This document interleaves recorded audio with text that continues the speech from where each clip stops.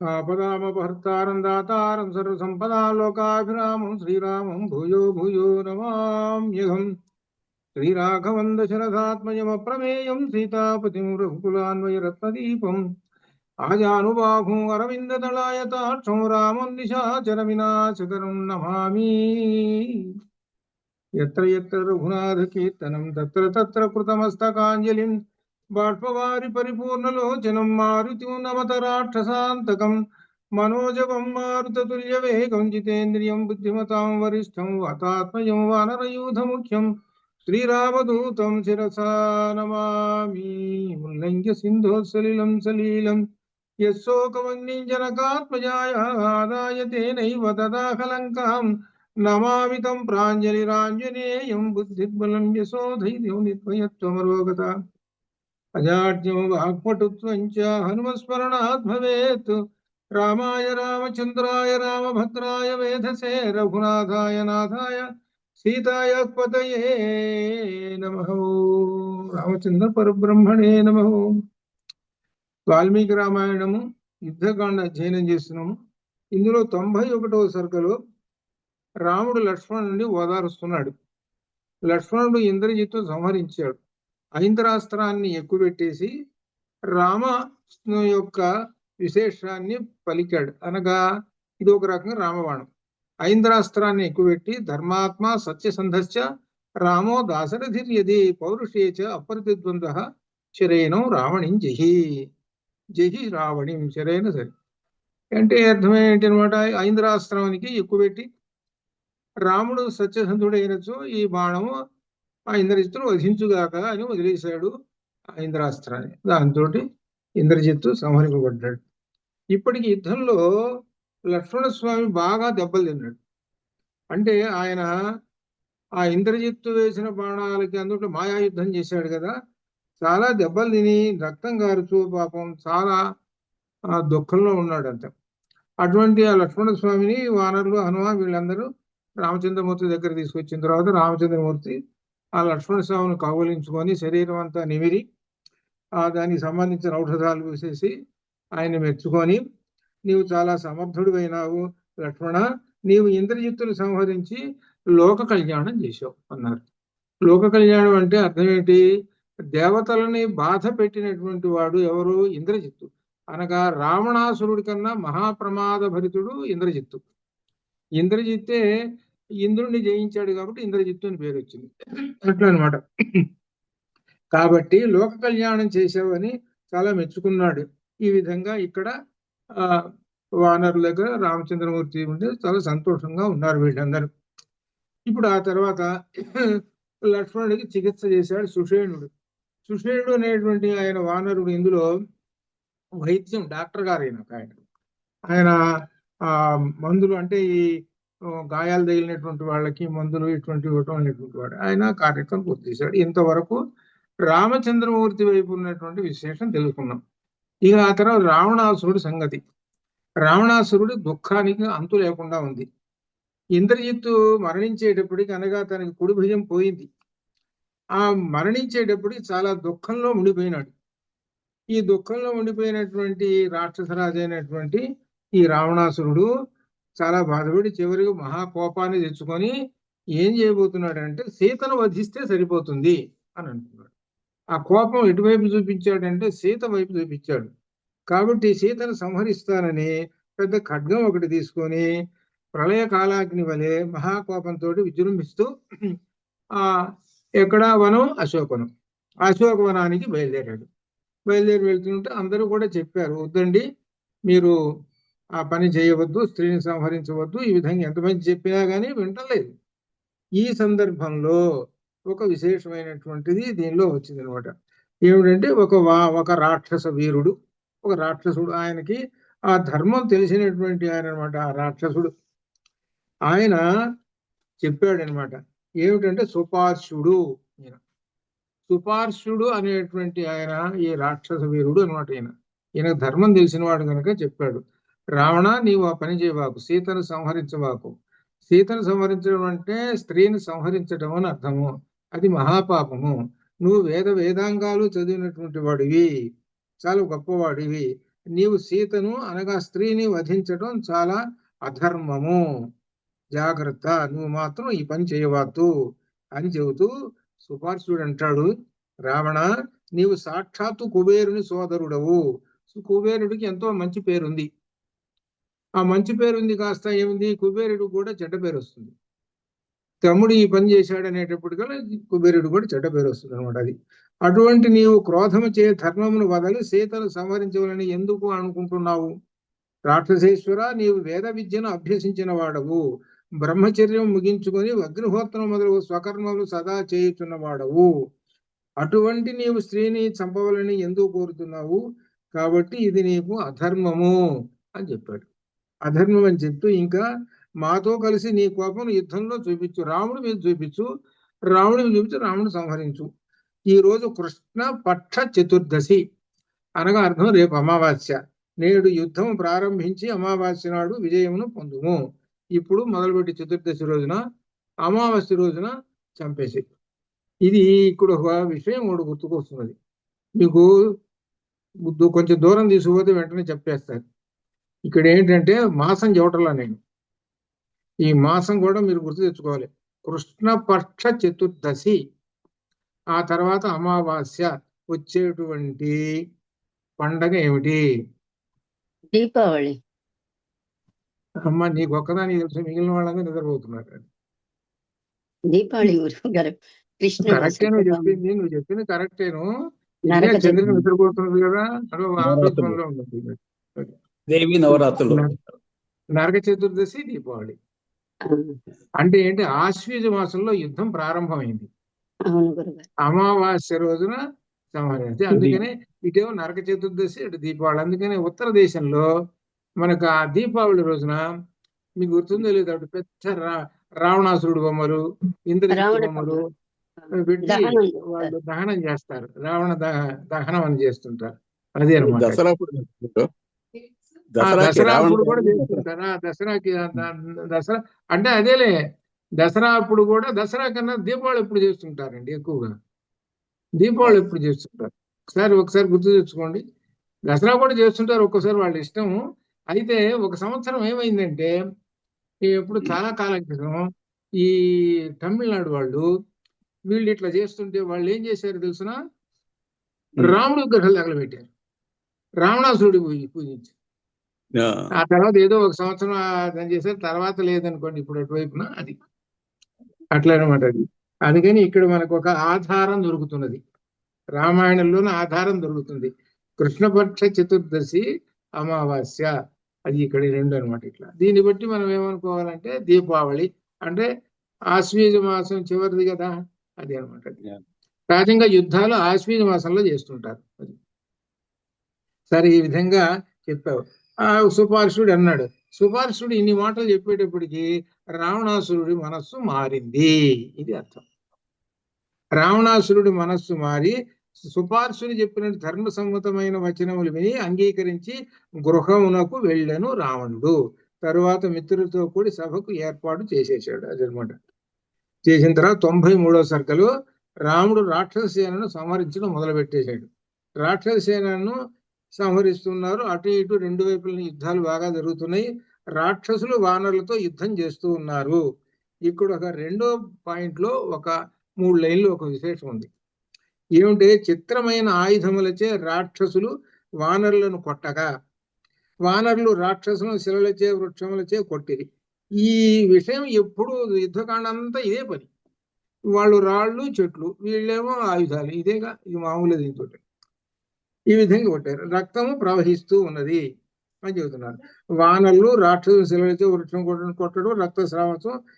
దీన్ని యుద్ధ రంగాన్ని ఇక్కడ ఒక పాయింట్ ఒకటి వస్తుంది. ఇది సాహిత్యవేత్తలకి కావాల్సినటువంటి విషయం. ఈ ఆ యుద్ధ రంగమున రక్తం అనే నది ప్రవహించినది. ఇది భారతంలో ఉంది. రణ నది, రణ అనేటువంటిది భారతంలో వర్ణన ఉన్నది. ఆ యుద్ధ రంగమున రక్తం అనే నది ప్రవహించినది. ఆ నదికి మాతంగములు, రథములు, తీరములు, మాతంగములు అంటే ఏనుగులు, రథములు సరే, అశ్వములే మత్స్యములు, ధ్వజములే వృక్షములు, ఆ నదిలోని కర్ర తెప్పలే కప్ప, ఇది తెప్పలే, కర్ర తెప్పలే అనే ఊరుక తెప్పలే అన్నట్టు శరీరములు. ఈ విధంగా యుద్ధరంగం మహాభయంకరం. అంటే వర్ణన చేస్తూ ఉన్నాడు నది అనేటువంటి దాన్ని వర్ణన. మరి ఇక్కడ యుద్ధంలో ఏముంటాయి? ఏనుగులు, గుర్రాలు, రథాలు ఉంటాయి కదా. మరి నదిలో ఏముంటాయి అనయ్యా అని అంటే రకరకములైన మత్స్యాలు ఉంటాయి, మకరాలు ఉంటాయి, ఇట్లా రకరకాలు ఉంటాయి. అలానే వీటితో పోల్చి చెప్పారు. ఇది ఒక కావ్య విధానానికి ప్రబంధ కవులు రచించినటువంటి కావ్యాలలో ఉన్న వర్ణన. వాళ్ళు ఈ పేరాను తీసుకొని వాళ్ళు వర్ణన చేశారు, ప్రబంధ కవులు చేశారు వర్ణనలో. ఎందుకంటే 18 వర్ణనలలో, 18 వర్ణనలలో యుద్ధ వర్ణన చేసి తీరాలి అనేటువంటి ఒక కావ్య నిబంధన ఉన్నది. అది మనకు వాల్మీకి చూపించాడు వాళ్ళకి దారి. అందుకనే ప్రబంధ కవులకు మార్గదర్శి వాల్మీకి మహర్షి, అనగా రామాయణ కావ్యం అది. అంటే మేమందరం చదువుకున్నాం కాబట్టి, ప్రబంధ కవులు ఇట్లా చదువుకున్నాం కాబట్టి వెంటనే పట్టుకోగలుగుతున్నాం అది. కానీ సహజంగా ప్రబంధాలు ఇవన్నీ చదివినప్పుడు తక్కువ కదా. అది ఎక్కువగా రామాయణము, భారతం, భాగవతం చదువుతుంటారు. వాటిల్లో ఉన్నటువంటి విషయములే ప్రబంధాలలోకి వెళ్ళిపోతుంటాయి. ఇక్కడ వానరులు రాముని శరణు కోరుట, వానరులు తట్టుకోలేకపోతున్నారు రాక్షసులకి. అందుకని అందరూ రక్తంతో కారిపోయి రక్తం అంతా ప్రవహిస్తున్నది శరీరం నిండా. ఈ వానరులు పరిగెత్తుకుంటూ వచ్చి ఆ రామచంద్రమూర్తి దగ్గరికి చేరారనమాట. ఆ రామచంద్రమూర్తి దగ్గర చేరారు, శరణు అనుకుంటూ చేరారు. ఇక్కడ రాముడు రాక్షసుల్ని సంహరించడం మొదలుపెట్టాడు. మహాతేజవంతుడు, మహాపరాక్రమంతుడైన రాముడు ధనుస్సును గ్రహించి ధనుష్టంకారం చేసి రాక్షస సైన్యంలో ప్రవేశించి శరవర్షం కురిపించెను. రాముడు భయంకరమైన రాక్షసులను బాణాగ్ని దహించి వేయించుండెను. అప్పుడు రాక్షసులు ఆకాశంలో మేఘములు సూర్యుని సమీపించినట్లే రాముని సమీపించలేరు. ఈ విధంగా యుద్ధం అనేటువంటిది భయంకరంగా రామచంద్రమూర్తి రాక్షస సంహారం చేస్తున్నాడు.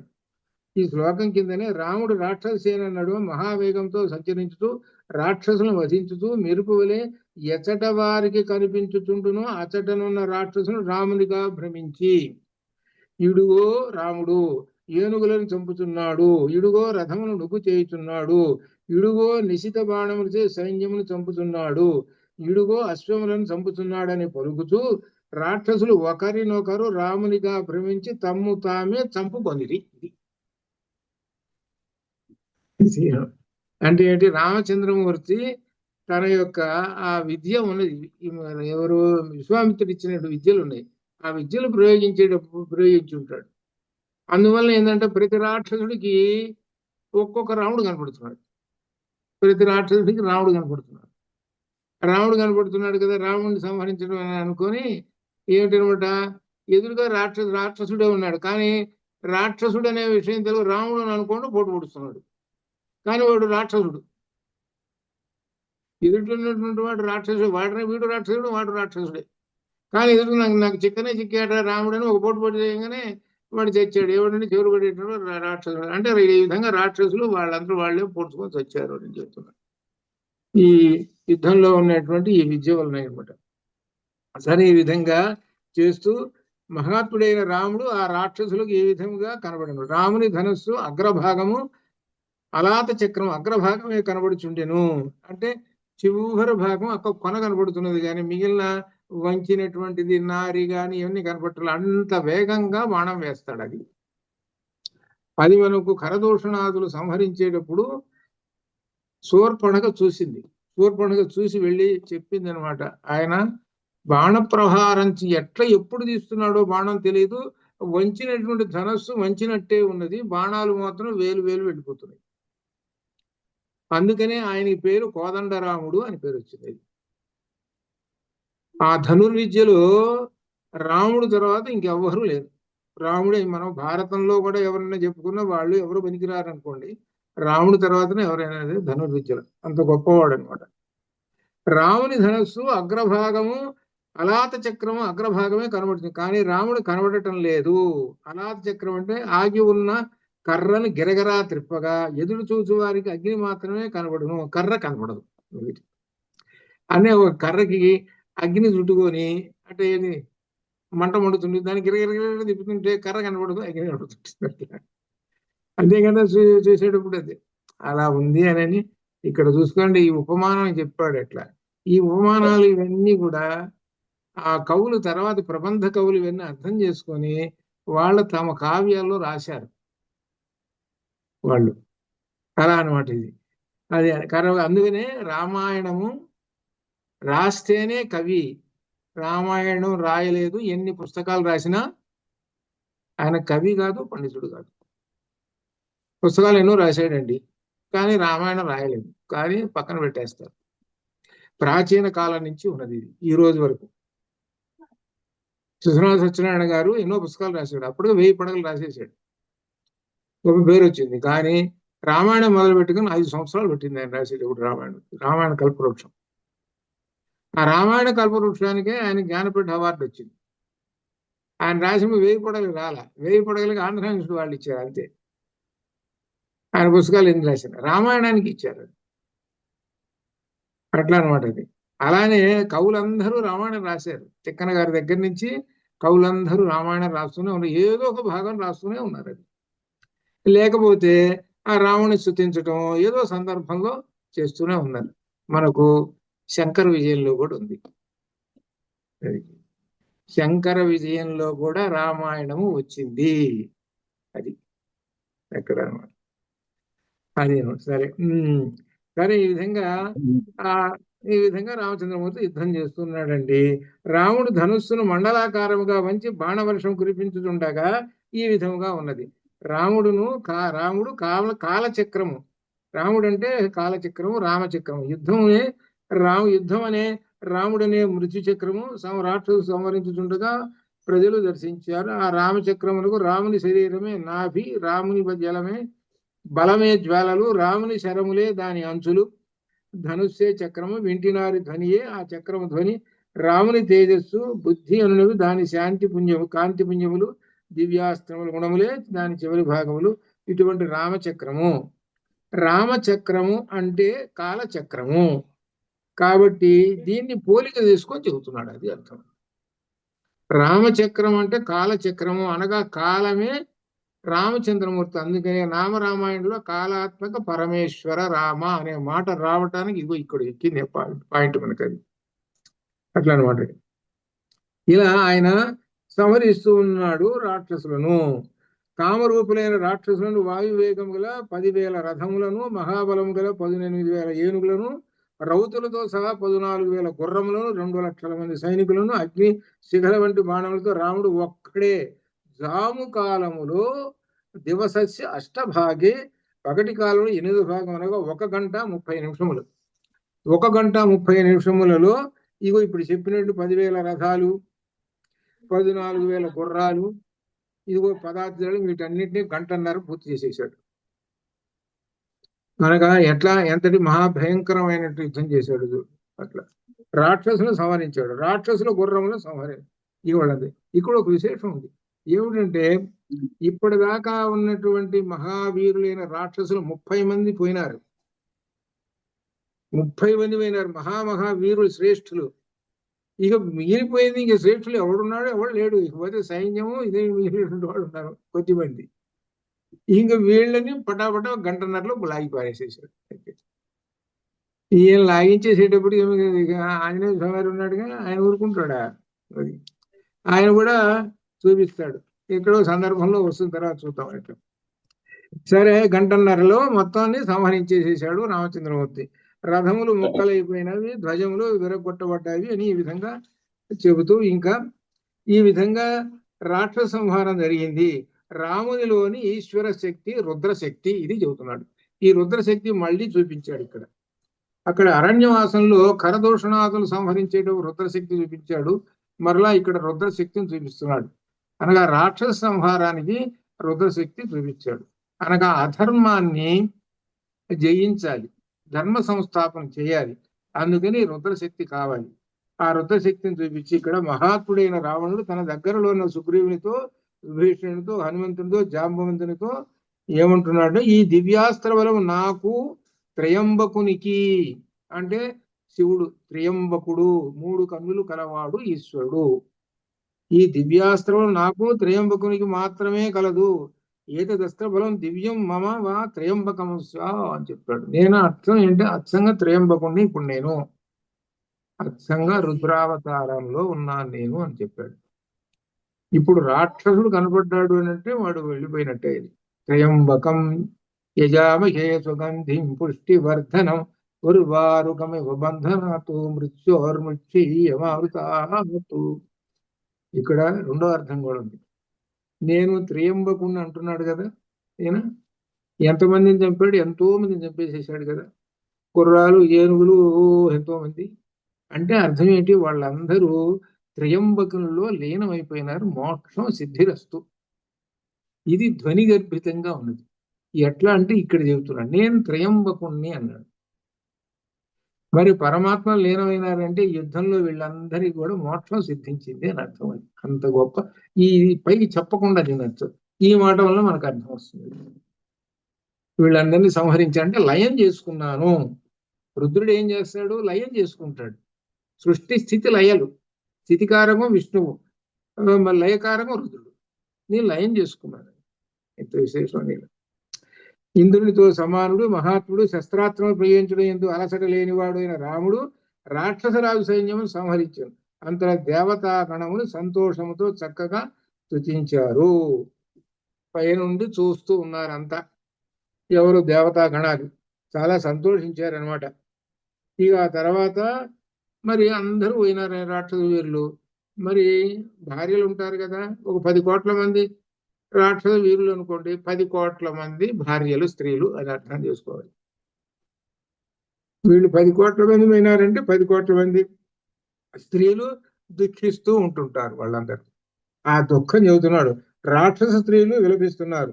రాముని బాణములు, రావణుడు పంపిన వేల కొలది ఏనుగులను, వేల కొలది గుర్రములను, వాటి అన్నింటినీ, యోధులను అందరినీ సంహరించి చేశాడు. ఈ సందర్భంగా రాక్షస స్త్రీలు విలపిస్తూ ఉన్నారు.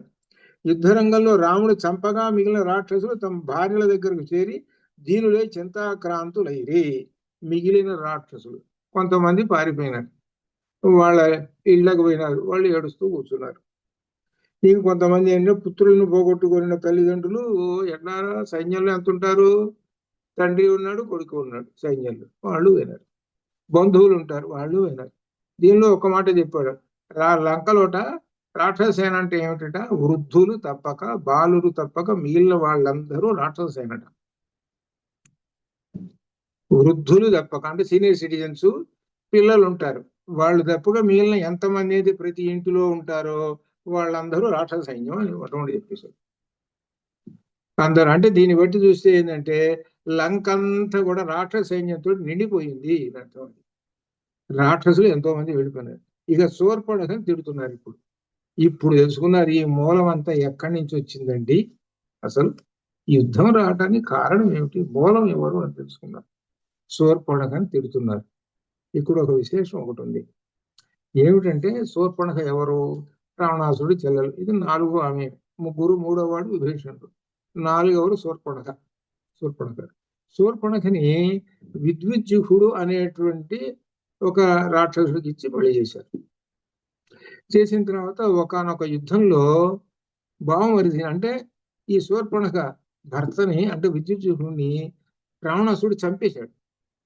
మరి కారణం తర్వాత మన ఉత్తర రామాయణంలో వస్తుంది. చంపేసిన తర్వాత అప్పుడు ఈ శూర్పణఖ ఏం చేసింది అని అంటే, చంపేశావు ఈ విధంగా ఏడుస్తుంటే నువ్వేం బాధపడవాకు, నీకేం జరగందంటూ ఏమీ లేదు, ఇడుగో మన పెంతల్లి కుమారుడు కరుడున్నాడు జనస్థానంలో. కరుడు ఏమవుతాడు, రామచంద్రమూర్తికి కాదు రావణాసురుడి పినతల్లి కొడుకు. పింతలు అంటే అప్పలజల్లుడి పిల్లలు. అది కాబట్టి ఆ రావణాసురుడికి తమ్ముడు వరుస అవుతాడు ఈ కరుడు. వీడి దగ్గర కూర్చో శుభ్రంగా, ఇంకో కొడుకున్నాడు కదా నీకు, ఆ కొడుకుని పెట్టుకొని ఇక్కడ కూర్చో అని అన్నాడు. సరే కూర్చుంది. ఈ కొడుకు ఏం చేసాడు అనమాట, నా తండ్రిని చంపినటువంటి వాడు అనేటువంటి కోపంతో మరి ఏదో మరి మొత్తం మీద గొప్పవాడు కావడానికని ఓ పెద్ద తపస్సు చేసుకుంటూ కూర్చున్నాడు. ఎవరు, ఈ శూర్పణఖ కొడుకు. వీడు రాక్షసుడే కదా, తపస్సు చేస్తూ కూర్చున్నాడు. చుట్టూనేమో మొక్కలు చెట్లు మొలిచినాయి, మధ్యలో పుట్ట గీట ఇదంతా ఉంది. లక్ష్మణస్వామి ఆయన ఈ వాటికి ఏదో కొమ్మల కోసం వీటి మొత్తం మీద పోయినాడు. పోతే ఆ సందర్భంలో వాటి మధ్యలో వీడు తపస్సు చేస్తున్నాడు. వాటిని నరుకుతుంటే వీడి తలకాయ కూడా నరికాడు. ఇప్పుడు నేను చెప్పేది మాత్రం వాల్మీకి రామాయణం లేదు, వేరే రామాయణంలో వీడిని చంపేసేసాడు. అరే వీడు ఉన్నాడు, రాక్షసుడు, సరిపోయినాడు, అయిపోయిన తర్వాత సరే లక్ష్మణస్వామి ఇంటికి ఆశ్రమానికి వచ్చేసేసాడు. ఇంకా ఈ శూర్పణఖ ఏం చేసింది, వచ్చింది, ఈ కొడుకు చచ్చిపోయినాడు. కోపంతో అక్కడ ఉన్నటువంటి మునుల్ని వాళ్ళని అడిగింది, ఎవడు చంపాడు చెప్పండి, లేకపోతే మింగేస్తానని. ఎవరోనమ్మా మాకు తెలియదు, ఎర్రంగా ఉంటాడు, గుర్తులు చెప్పారు, ఎర్రంగా ఉంటాడు, ఇదిగో ఈ దాన్ని పోయినాడు అన్నాడు. సరే వాడి సంగతి తెలుస్తాను, నేను పోయి మింగుతాను వాడిని అని ఆ దారిని పట్టుకొని వచ్చింది. ఆ దారి ఎక్కడికి వచ్చింది, రామాశ్రమానికి వచ్చింది. ఎందుకు వచ్చింది, మింగటానికి వచ్చింది. అక్కడికి వచ్చేటప్పటికి రామచంద్రమూర్తి కనపడ్డాడు, లక్ష్మణ స్వామి కనపడ్డాడు, ఆ పక్క రాముడి పక్క సీత కనపడింది. తను వచ్చిన పని ఏమిటి, మింగటం కోసం వచ్చింది. రాగానే ఏమైంది, అది మాత్రం మర్చిపోయింది, కామ దృష్టి పడ్డది. ఇది ఇక్కడ విశేషం. కామ దృష్టి పడి రాముడి మీద కామ దృష్టి పడ్డది. ఇక అక్కడి నుంచి కథ అంతా జరిగి దేనిలోకి వచ్చినాయి అటు చివరికి కరదూషణాలు పోయిన తర్వాత లంకలోకి పోయింది. అంటే జాగ్రత్తగా అర్థం చేసుకోండి, ఈ స్త్రీ చేసినటువంటి పని వంశానికి అప్రతిష్ఠ చేసినటువంటి పని. వంశానికి అప్రతిష్ఠ చేసినటువంటి పని ఏమిటంటే ఏం చేసింది, కామ దృష్టితో ఉండటం వలన ఏమైంది అనమాట, చివరికి పరిస్థితి వేరు అయిపోయింది. అక్కడి నుంచి ఏం చేసింది, క్రమక్రమంగా ఆ కామ దృష్టి అనేటువంటిది కోపంగా అసూయగా పెట్టుకొని కరదూషణాదుల దగ్గర, కరుడి దగ్గర ఆమె చాలా అందంగా ఉంటుందిరా కాబట్టి ఆమెను తినేసేయాలి, లేకపోతే రాముడి చంపాలి, ఈ విధంగా బాగా ఎక్కించింది. సరే వాళ్ళు పోయినారు. అంతటితో ఊరుకున్నదా, లంకలో పోయింది. లంకలో పోయి ఏం చెప్పింది, రావణాసురుడి దగ్గర చెప్పింది. రావణాసురుడిని రెచ్చగొట్టింది. రెచ్చగొట్టి ఏం చేసింది, చివరికి ఎంత పని చేసింది. దీనికి మూల కారణం ఎవరు, శూర్పణఖ. ఈ శూర్పణఖలో ఉండే దుష్ట గుణము, ఈ దుష్ట గుణము ఈ రాక్షసులకు సహజంగా ఉన్నది. సరే ఏమి కదా, శూర్పణఖకి దుష్టగుణం ఉంది, కామం గుణం సరే, రావణాసురుడికి కూడా అంతేగా, రావణాసురుడు ఇంకా ఎక్కువ ఉంది కదా. కాబట్టి దుష్ట స్వభావమైనటువంటి కామగుణం, దీన్ని భగవద్గీతలో ఏం చెప్పారనమాట, రజోగుణ సముద్భవమైనటువంటి కామము వలన మహాపాపాలు చేస్తారు. ఈ పాపములు అనేటువంటిది అధర్మము, అనగా అధర్మమును పట్టుకొని పాపాలు చేస్తారు. పాపాలు చేయటం వలన వాళ్ళు రాక్షసులు అనబడతారు. చివరికి వాళ్లే కాకుండా వాళ్ళ వంశంతో సహా అందరూ చస్తారు. కాబట్టి ఏ అర్జున, కామరూప దురాసదం, ఈ రజోగుణ సముద్భవమైనటువంటి కామాన్ని జయిశత్రుం మహాబాహో అని భగవద్గీతలో చెప్పాడు. ఆ ఒక్క వాక్యానికి ఉదాహరణ రామాయణం.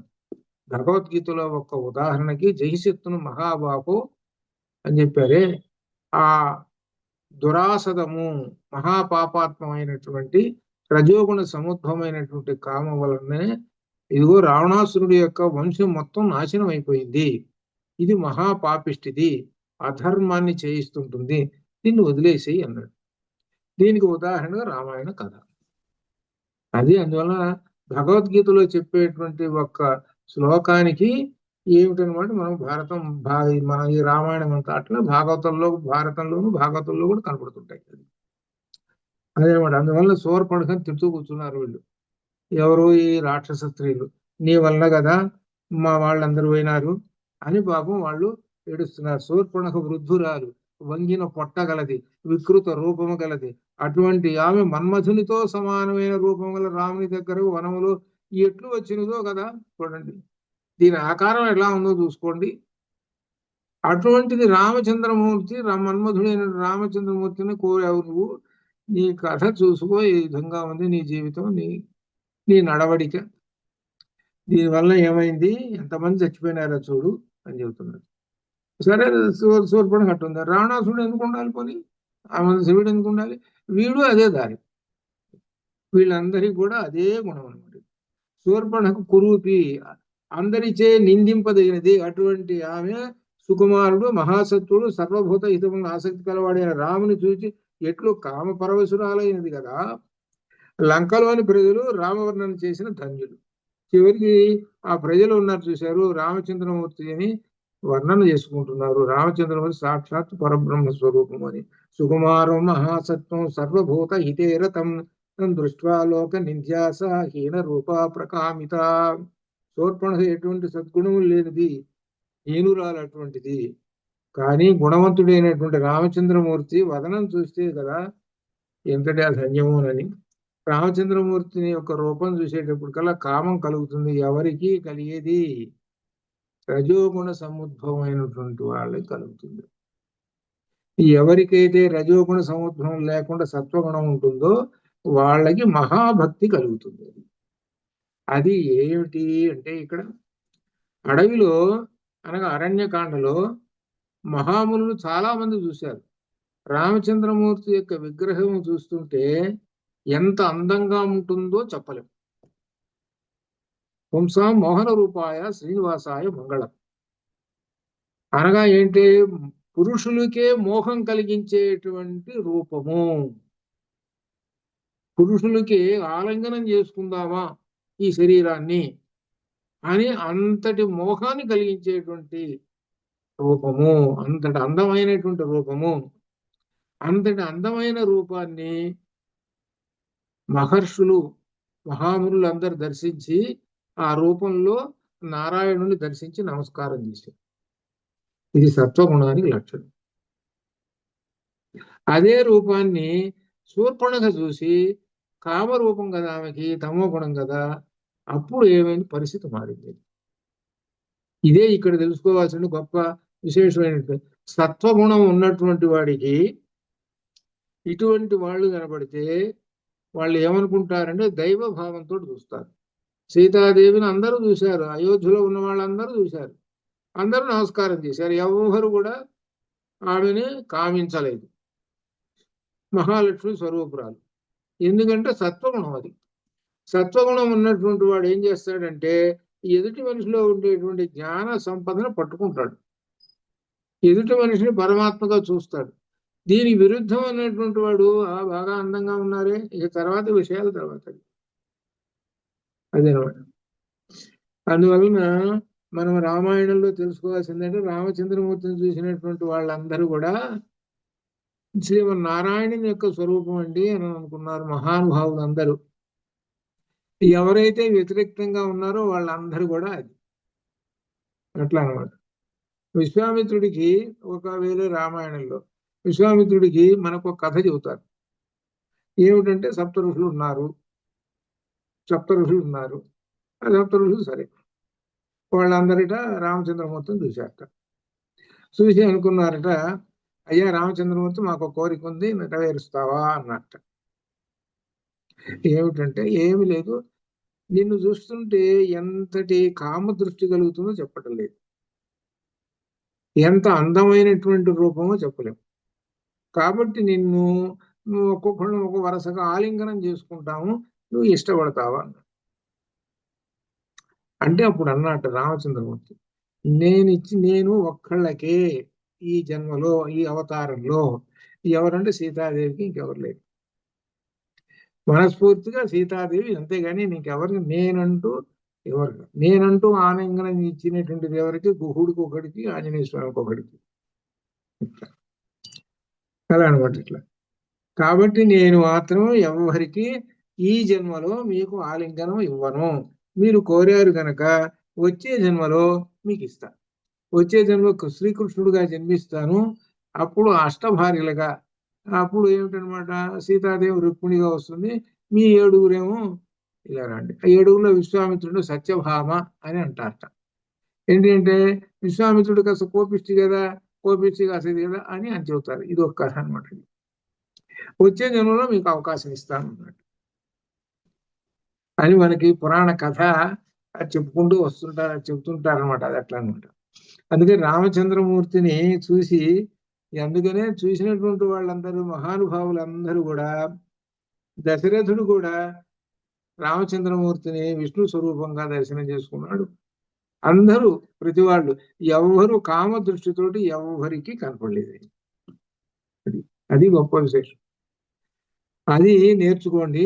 రజోగుణ సముద్భవమైనటువంటి కామం అనేటువంటిది మనిషిని ఆ అధర్మ పాలు చేస్తుంటుంది. జాగ్రత్త పట్టుకోండి అని కూడా మనకు భగవద్గీత కూడా చెప్తున్నది అనమాట. సరే, ఈ విధంగా ఆ రాక్షస స్త్రీలందరూ దుఃఖంతో ఉన్నారు. చివరికి శూర్పణఖని తిట్టుకుంటున్నారు అందరూ. ఇదనమాట. ఇది దశగ్రీవుడు జనకాత్మజను పొందలేడు, కానీ రామునితో అంతము లేని వైరమును పెట్టుకున్నాడు. సీతాదేవ చిక్కదు, పొందలేడు, కానీ రాముడితో వైరం పెట్టుకున్నాడు. ఇది జరిగేది అనమాట. అంటే నువ్వు ఎలా గెలుస్తావు? నీలో ఉన్నటువంటి ఆ కామం ఎంత చేస్తున్నది అంటే అధర్మం చేయించింది కాబట్టి ధర్మం ముందు నిలబడతాం. అది ఇదే మనకు ప్రధానమైనటువంటి విశేషం కనిపెట్టాల్సినది. అందుకనే ఆ రావణాసురుడు ప్రతి లోకానికి పోవటం, ఒక 1000 పట్టుకొస్తాడు. ఒక స్త్రీలని, ఒక అందమైనటువంటి వాళ్ళు తడొక కొందం ఓహో బ్రహ్మాండం పట్టుకొచ్చాడు. మనకు నిర్వచనోత్తర రామాయణాలు కనబడుతుంటుంది. వాడు ఎప్పుడు చూసినా ఇదే పని. రంభ వెంట పడ్డాడు. రంభ వెంటబడి గందరగోళం చేశాడు. గందరగోళం చేసేటప్పటికల్లా రంభ భర్త నలకూబరుడు శాపం పెట్టాడు. నీ తలకాయ పగులుతుందిరా, ఏ స్త్రీ అయినా సరే ఆమెను బలాత్కరించావో నీ తలకాయ పగులుతుందిరా, 1000 ముక్కలు అవుతుందని శాపం పెట్టి, ఆ శాపానికి భయపడి సీతాదేవిని ఏమి చేయలేక, బలాత్కరించలేక,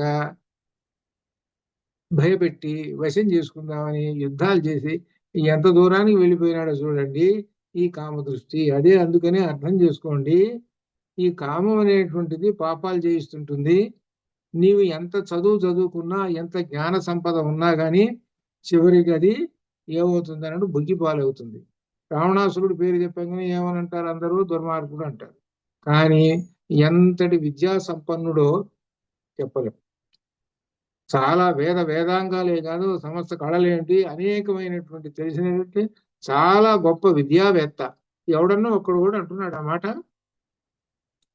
ఎవరా? రాముడి పేరు పెట్టుకొని బాగుంది, రావణాసురుడు పేరు పెట్టుకొని చిచి వదలవారేంటి అంటాడు.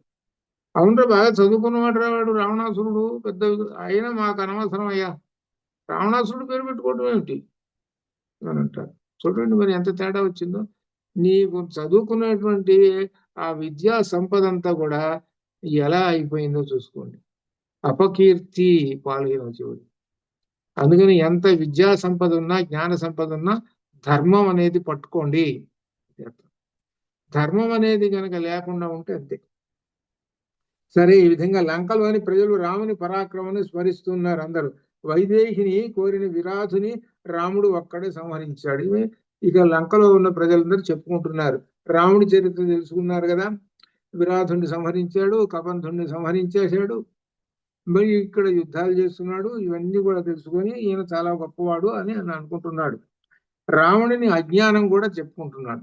ఇంతటి రావణ్ణి తెలుసుకోలేకుండా ఉన్నాడు రావణాసురుడు. ఎంతటి మోహము, అజ్ఞానంలో ఉన్నాడు. వాలిని చంపాడు కదా, పోనీ తెలుసుకున్నాడా? తెలుసుకోలేదు. వాలి ఏం చేశాడు? వాలి 30 చెవులు 3 చెరువులు ఇచ్చాడు రావణాసురుడిని. చివరి రావణాసురుడు అయ్యా బాబు నీతో నేను గెలవలేనని చివరికి కళవేరానికి వచ్చాడు. ఎవరు? రావణాసురుడు. వాలి అంటే భయం వాడికి, అంతే అనమాట. వాలి ఎంత గొప్ప, ఆ వాలి ఎంత కొట్టేసేటండి అనే జ్ఞానం ఏమన్నా ఉందా వీడికి? అది లేదు. ఇదంతా ఏంటి? అజ్ఞానము. అది అజ్ఞానము వలన ఇక్కడ ఆ ధర్మం అనేటువంటి గుర్తించలేడు. కానీ అజ్ఞానం వల్ల రావణుడు వినలేదు అని చెబుతూ, దీనిలో రావణుడు విభీషణుడు వచ్చిన వాళ్ళు వినొచ్చు. విభీషణుడు చాలా మంచి మాటలు చెప్పాడండి, విన్నాడా? అది వినలేదు. ఈయన ఎంతమంది చెప్పారు? కుంభకర్ణుడు కూడా చెప్పాడు. కుంభకర్ణుడు ఏమన్నాడు? సీతను అపహరించడం మాకు ముందు చెప్పి అపహరించావా? నువ్వు చేయలేదు కదా, మాకు చెప్పకుండా చేశావు. సరే చేశావు, సరే, ఇప్పుడేమోయింది? సీతను ఇచ్చేసి అయిపోయా, ఏముంది, ఒక క్షణం, యుద్ధం లేదు, ఏం లేదు, హాయిగా ఉండొచ్చు అని చెప్పాడు. విన్నావా మాట? లేదు. నీ భార్య మండోదరి చెప్పింది, విన్నావా? వినలేదు. కైకసి నీ తల్లి చెప్పింది, విన్నావా? వినలేదు. ఇంకా మంత్రులు కూడా చెప్పారు, విన్నావా? వినలేదు. ఎంతటి అహంకారం దీనికి? అహంకారము. అది అహంకారం ఉన్నటువంటి వాడు ఎంతమంది అయినా సరే మంచివాళ్ళు ఎంతమంది అయినా మంచి మాటలు చెబుతుంటే వాడికి ఎక్కవు అని ఉదాహరణ. అహంకారం అనేది అంత పనిచేస్తుంటుంది. అహంకారం అనేటువంటిది ఏమిటి? బలము, ధనము, విద్య. ఇది వీడికి ఏమున్నది? వీడికి అహంకారం, బలం ఉంది ఒకటి, ధనం ఓ పెద్ద ఐశ్వర్యం, విద్య ఓ వేదంగా చదివాడు కాబట్టి పెద్ద అహంకారి. నాకు తప్పక ఎవడికి తెలుసురా. ఇది అహంకారం. ఎందుకంటే రామాయణం అనేది ఆ కాలంలో జరిగింది. ఆ విషయాన్ని అర్థం చేసుకుని ప్రస్తుత కాలంలో జాగ్రత్తగా పట్టుకోండి. అలా కనపడే మనుషులు కనపడుతున్నారు, అహంకారపూర్వకమైనటువంటి మనుషులు. విద్య బాగా ఉందండి కానీ అహంకారం. విద్య బాగా ఉన్నది బాగా అహంకారం. ధనం బాగా ఉన్నది బాగా అహంకారం. ఎంతటి అహంకారమో చెప్పలేము. వంశం ఉన్నది చాలా గొప్ప, వంశంలో పుట్టాడు, అహంకారం. అది అహంకారం చెప్తుంది ఎంతటి ఇది. అందుకని అహంకారము అనేటువంటి దానిని ఏం చేయాలి అని అంటే దండము, సాష్టాంగ దండ ప్రణామంబులు ఆచరించి అహంకారం అనేటువంటి దాన్ని నేలకి పడేసేసి అక్కడ ఎవరి పాదపద్మాలు ఉంటాయి? రాముని పాదపద్మాలు ఉంటాయి. రాముని పాదపద్మములను భక్తితో పట్టుకో, నీకు అహంకారం పోతుంది. సాష్టాంగం నమస్కారం అంటారే, అది అంటే అర్థం ఏమిటి? తనలో ఉన్నటువంటి అహంకారం అంతా కూడా పడేస్తున్నాను. ఎవరి ముందు పడేస్తున్నాను? భగవంతుని ముందు, బ్రహ్మము ముందు పడేస్తున్నాను. ఇడుగో బ్రహ్మ, వీడే బ్రహ్మం. అంగుష్ఠమాత్ర పురుషో బభూవ. ఇడుగో బ్రహ్మం, ఎక్కడో లేడు బ్రహ్మం. ఇడుగో అహంకారం, వాడు ఎప్పుడు ఇటు నిలబడి ఉంటాడు. కాబట్టి వీడిని పడేసే కింద, ఎక్కడ? బ్రహ్మం పాదాల దగ్గర పడేసే. ఇదిగో పడేశానండి. బ్రహ్మం పాదాల దగ్గర ఇదిగో వచ్చి పడేశానండి. కాబట్టి అహంకారం పోయింది. అహంకారం పోయేటప్పుడు నీకేం కలిగింది? జ్ఞానం కలిగింది. అదే జ్ఞానముద్ర. కాబట్టి జ్ఞానానికి వ్యతిరేకం ఏది? అహంకారము. జ్ఞానానికి వ్యతిరేకం అహంకారం. భగవద్గీత నేర్చుకోరా అని అంటే ఏముంది? అది అజ్ఞానం ఒకటి. కొంతమంది ఏంటి? అహంకారం పట్ల. రెండు రకాల అజ్ఞానము, అహంకారం రెండు కలిసి ఉంటాయి. అందువల్ల జ్ఞానం పొందండి అని చెబుతున్నారు. అది ఎక్కడుంది? నీలో అంతఃకరణ చతుష్టయం ఉన్నది. దీనిలో ఇది ప్రమాదము, జాగ్రత్త. దీనివల్లనే నువ్వు పతితుడు అవుతావు. కాబట్టి దీన్ని పడుకోబెట్టేసేసి బ్రహ్మాన్ని తాకించు, జ్ఞానం పట్టుకుంటే నీకు జ్ఞానం కలిగితేనే నీవు మానవుడుతో నీ జీవితం ధన్యము. జీవుడు ధన్యత చెందుతాడు చివరికి. జ్ఞానం వలననే నీవు ఎంత ధనం ఎంతో ఉన్నది, లక్షలు కోట్లు, దానితోటి నీకు సుఖం రాదు. ఆ ధనం అనేటువంటిది ఉండే కొంది నీకేమిపిస్తుంది అనిపిస్తుంది అంటే కలతలు పెట్టిస్తుంటుంది, బాధలు పెట్టిస్తుంటుంది, భయాన్ని కలుగు చేస్తుంటుంది. అంటే ఎవడు కాజేస్తాడు? ఒక భయం. ఇట్లా రకరకాలైనటువంటి ధనం. ఏంటి? భౌతిక ధనం. ఈ భౌతిక ధనం వలన పైకి ఏంటంటే ఆ కాసేపు భౌతిక ధనం ఉన్నంతసేపు నీ చుట్టూ 10 మంది తిరుగుతారు, అయిపోగానే వెళ్ళిపోతారు. కనబడుతూనే ఉన్నారుగా.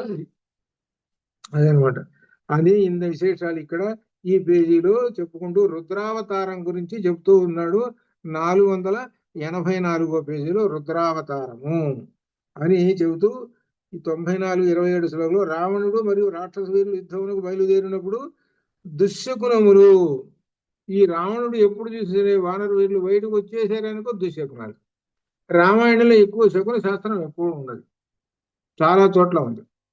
ఈ వీరుడు వస్తున్నాడు, వచ్చేటప్పటికి దుశ్శకునాలు, రకరకాలైనటువంటి దుశ్శకునాలు. నక్కలు కూయటం, కాకులు కూయటం, రకరకాలైనటువంటి అట్లా అనమాట.